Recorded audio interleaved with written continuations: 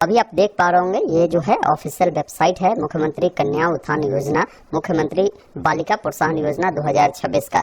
यहीं से आप सभी का जो ऑनलाइन आवेदन है वो स्टार्ट किया गया है। यहाँ पर देखेंगे ना, student click here to apply का ऑप्शन है, आप इस पर क्लिक करेंगे, का लिंक है।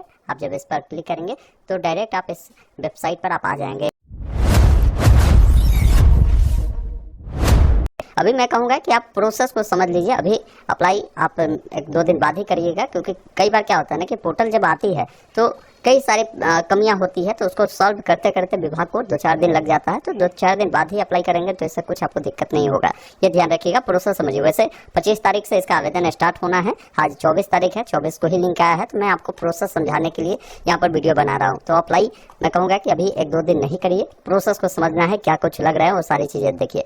यहाँ पर सबसे पहला चीज़ है कि आपके सामने गाइडलाइन आता है, जिसमें आप यहाँ पर निर्देश भी पढ़ सकते हैं। निर्देश अगर पढ़ना है तो इस पर क्लिक करेंगे तो ये नोटिस आता है। नोटिस हालांकि ये पुराने ईयर का ही है, अभी इन्होंने अपडेट नहीं किया है, तो इसको इग्नोर करिए। मैं इस चेक बॉक्स पे टिक करता हूँ, आपको भी सभी चेक बॉक्स पे टिक करना है। और बोला गया है कि कृपया ये जो डॉक्यूमेंट है, जैसे 12वीं का आपका मार्कशीट है, आप कहेंगे मार्कशीट तो ओरिजिनल नहीं है मेरे पास। अगर ओरिजिनल आ चुका है तो ओरिजिनल अपलोड कीजिएगा, नहीं तो जो नेट वाला है उसको भी आप दे सकते हैं। आधार कार्ड जो आगे पीछे दोनों का जो है PDF बनाकर आपको अपलोड करने की जरूरत होगी, वो आगे मैं बता दूंगा।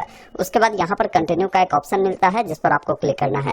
अब देखिए, आपका जो भी रजिस्ट्रेशन नंबर है, ये आपके एडमिट कार्ड पर लिखा होता है R/ ये कुछ होगा /2024 होगा। तो जो भी है आपका रजिस्ट्रेशन नंबर यहाँ पर आपको लिखना है। जैसे मैं समझा देता हूँ, बड़ा में है तो बड़ा में आपको लिखना है। इस प्रकार जो भी होगा आप अपने अनुसार यहाँ पर लिखिएगा।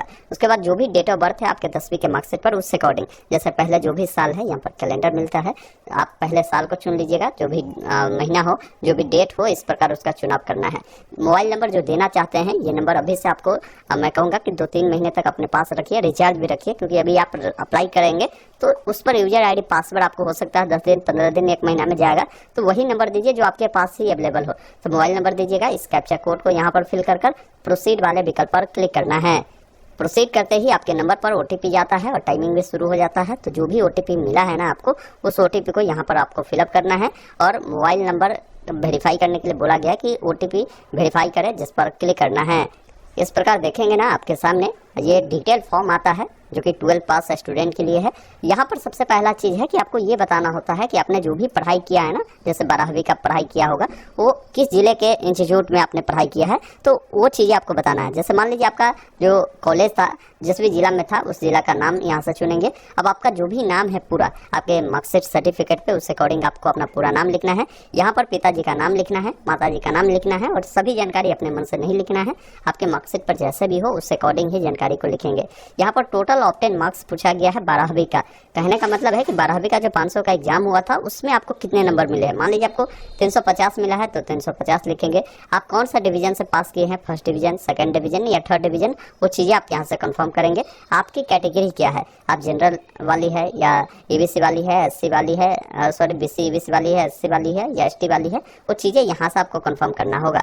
उसके बाद आपका जो भी 12वीं का रोल नंबर है, यहाँ पर रोल नंबर लिखना है। मैरिड वाला में, जैसे अगर आपकी शादी हो चुकी है तो यस करें, नहीं तो नो करें।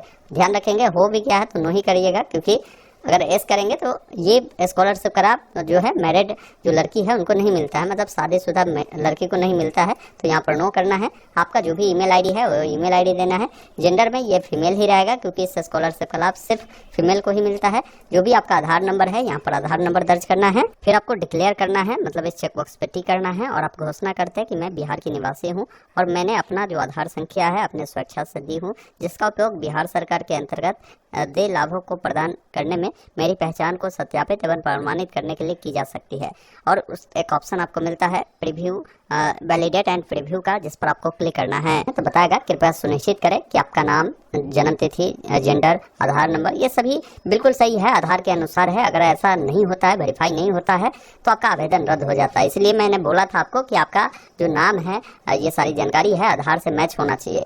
बाकी यहाँ पर देखिए आपकी जो जानकारी अभी फिल किया है वो देखने को मिलता है। आप सिंपली नीचे आएंगे, यहाँ पर आपको इंटर का जो मार्कशीट है उसको अपलोड करिएगा और अपना आधार कार्ड अपलोड करिएगा। ये PDF फॉर्मेट में होगा। अब यहाँ पर आने के बाद जैसे मार्कशीट आपको अपलोड करना है वो 400 KB के अंदर में होगा। आधार कार्ड को यहाँ पर आप अपलोड कर दीजिएगा, चूज कर। उसके बाद देखिए नीचे में एक ऑप्शन आपको दिए गए हैं रजिस्टर हेयर का, आपको इस पर क्लिक करना है। उसके बाद बताएगा कि आपका जो रजिस्ट्रेशन है सक्सेसफुली हो गया है। अब यहाँ पर कुछ जानकारी बोला गया है कि आपका आवेदन बिहार विद्यालय परीक्षा समिति के रिकॉर्ड से मिलाने के बाद स्वीकार किया जाएगा। आपके आधार पर जो भी जानकारी है UIDAI के द्वारा भी मिलान किया जाता है। अगर ये सब सही होता है तो आपका यूजर ID पासवर्ड आएगा, नहीं तो रद्द कर दिया जाएगा। इसको प्रिंट करना है तो नीचे में ऑप्शन है प्रिंट का, आप इस पर क्लिक कर आप प्रिंट करें। साथ में आपका जो आधार सीडेड है वो भी होना चाहिए, ये भी विशेष तौर पर आपको ध्यान रखना है। तो ये प्रोसेस था, मैंने आपको प्रोसेस समझा दिया। बाकी इसका मेगासॉफ्ट के जो वेबसाइट है ना, यहाँ पर लिंक अगर आपको ओपन देखने को मिलेगा तभी अप्लाई करिएगा। अभी जो लिंक दिया गया हो सकता है वो टेस्टिंग मोड में हो। मैंने आपको प्रोसेस समझाया, क्या कुछ लग रहे हैं, लेकिन घबराना नहीं है। ऐसा नहीं है कि अभी लिंक आया अभी अप्लाई कर देंगे, बिल्कुल ऐसा गलती आपको नहीं करना है। वेट करिए, जैसे ही प्रॉपर रूप से लिंक आ जाए आप तब अप्लाई करिएगा। हालांकि ये जो लिंक मैंने आपको दिखाया ना, ये भी कोई फर्जी नहीं है। आप देखेंगे megasoft.bihar.gov.in है, ये बिल्कुल ऑफिशियल ही है, लेकिन ये टेस्टिंग मोड में अभी लाइव की गई है। जैसे ही सभी कैंडिडेट के लिए लाइव कर दी जाएगी तो मेगासॉफ्ट के पोर्टल पर उसका भी लिंक जो है ऐड कर दिया जाएगा।